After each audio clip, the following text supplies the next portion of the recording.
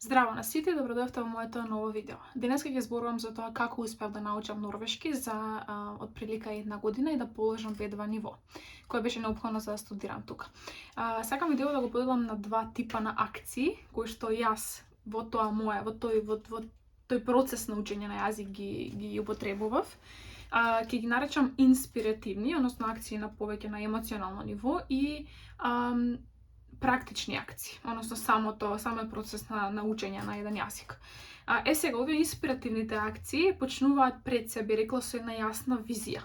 Кога имаме точно јасна визија и точна цел, што сакаме да постигнеме и знаеме зошто тоа сакаме да го постигнеме. Мојата цел беше да научам норвешки, да положам B2 ниво на тој тест кој што имаше, кој што беше во декември пред 4 години. И целта беше да се запишам на факултет тука и да студирам на норвешки. Така да тоа беше едноставно критериумот за да јас можам да студирам овде и точно знаев зошто сакам да положам и зошто треба да го научам јазикот на тоа ниво. Имав јасна цел, јасна намера и визија. Знаев точно што сакам.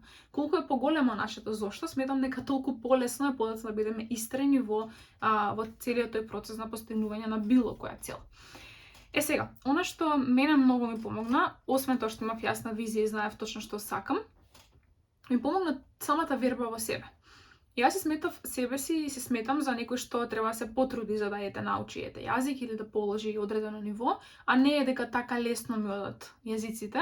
Не се сметам за некој што може еднаш да прочита и одма да запамти, туку ми треба време за да научам нешто и за да се нормално положи таков тест на тоа ниво во краток временски период. При тоа имав искуство да учење француски, бев во билингвална паралелка во Каршаген, имав приватни часови, меѓутоа не ми одеше така лесно и едноставно. Значи се сметав за себе за некој што не му одат лесно јазици.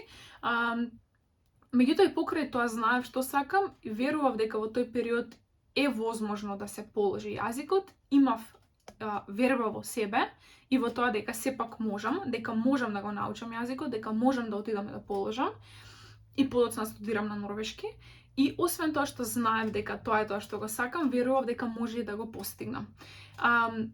Овие методи всушност се методи кои што ми помогнаа во тоа да верувам дека можам да го постигнам нештото, меѓутоа и методи кои можат да ни помогнат да ги промениме нашите уверувања. Дали е тоа уверување дека не ми одат јазици или за било што друго, истото важи, мислам дека. Методи вакви има многу, она што јас го користев се пред се тоа да се визуализирам себе си, односно попросто кажано се замислам дека јас го полагам јазикот, да се замислам дека ги добивам резултатите, дека им кажувам на моите родители, на сите околу мене, што тој момент ми беа огромна поддршка и многу големо, многу ми значеше тоа во тој процес. Се визуализирав неколку пати на ден како успевам да ја постигнам таа моја цел, која не беше лесно достижна, не беше нешто што ми е премногу захтевно во мојата глава, меѓутоа доволно онака баш таман цел, според некои, според тоа што сум го читала до сега, дека целите треба да бидат некаде на средина, да не бидат ни премногу лесно достижни, меѓутоа да не бидат ни претешки, за да можеме да се посветиме и истраеме во истите. Така да имаше периоди кога свесно седнував да сега ќе замислувам дека го полагам, меѓутоа и низ целиот тој процес, зборувајќи со други луѓе, велев дека ќе знаев до некаде, толку верував до тој степен да знаев дека тоа е нешто што јас ќе го правам во таа наредна година, дека јас ќе студирам во странство во Норвешка, дека ќе го положам норвешки, велев одам да го положам јазикот, а не размислував во насока на тежок испитот, дали ќе успеам, дали можам, дали ми одат јазици или не. Тоа не беше ни прашање воопшто, туку едноставно имав јасна одлука и се визуализирав дека тоа нешто го постигнувам. Значи, јас во тој период неколку пати на ден ги проживував тие емоции како да јас сум го положила јазикот. Односно се замислував дека сум положила, дека сум ја постигнала таа моја зададена цел.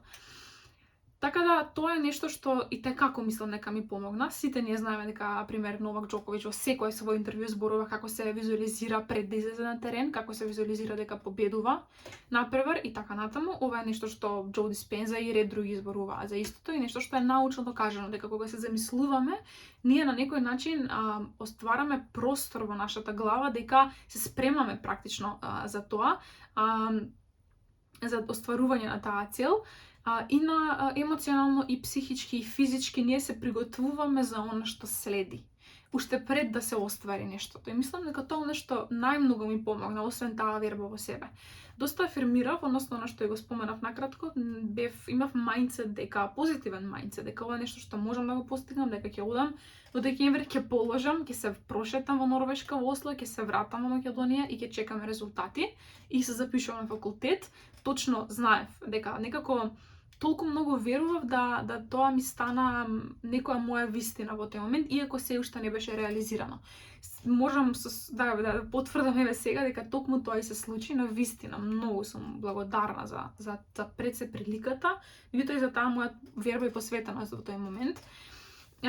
Нешто што беше еден долг процес, меѓутоа еве, ако веќе треба да сумирам, тие емоционални или инспиративни насоки на емоционално ниво би биле ова што до сега го споменав. Иако нешто треба да издвојам, би рекла тој момент на верба во себе, да веруваме дека нештото е сепак возможно, дека не е тоа резервирано за оние најпаметните и тие што најмногу имаат јазик или за најдобрите во нешто, туку дека со добра посветеност и со доволно големо зошто сакам нешто да го направам и постигнам, можеме те јас. Тоа беше моето уверување во тој момент. Уверувањата не се ништо друго освен нешто што сме го стекнале кроз искуството, па така можеме да го промениме.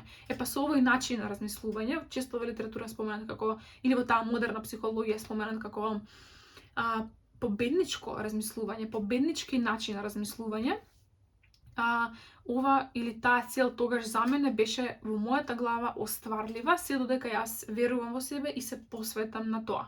За да се посветам така како што се посветив, тоа беа неколку месеци само на норвешки огромен фокус. И така беше затоа што имав ограничен временски период. Јазик не се учи ниту преку ноќ, јас се уште учам секој ден по нешто ново и на факултет и на работа така натаму, меѓутоа во тој момент овие методи доста ми помогнаа дефинитивно.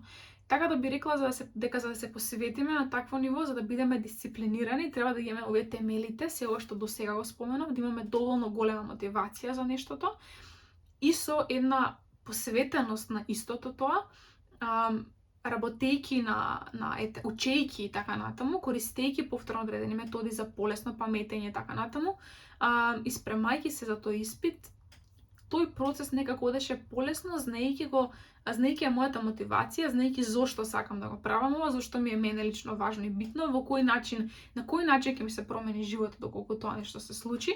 Така да таа силна мотивација и како многу ми помогна во постигнувањето на целта.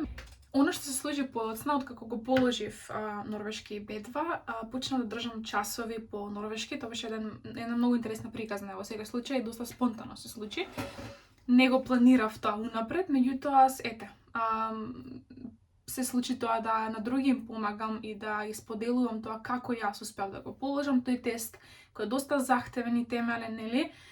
И кои методи ги користев, како се спремам за сите 4 делови од тој испит.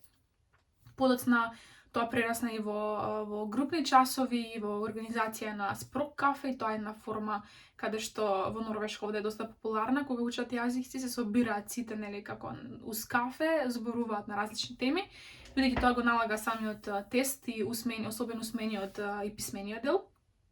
Така да од тоа да јас сама седам во мојата соба и учам норвешки, дојдов до тоа да направам една на некој начин онлайн комјунити и да бидам во контакт со доста други кои што го учат јазикот, и би можела и практични методи да споделам во некој наредно видео. Меѓутоа сепак мислам дека темелите и она што беше најодлучувачки пресудно за да јас го положам нивото во тој период, и така како беа овие првиот тип на акции. Ако се вратиме на почеток на видеото, те инспиративни акции, односно знаев што сакам, верував дека можам да го постигнам и се останато некако последователно самото си се си се реши на кој начин ќе учам и од каде ќе најдам материјали и колку време дневно и така натаму. Тоа се беше нешто што беше последица на ова другото. Ете така. Благодарам на вниманието и се гледаме во моето наредно видео, каде што најверојатно ќе малку подетално навлезам во овие практичните методи кои што исто така се доста важни.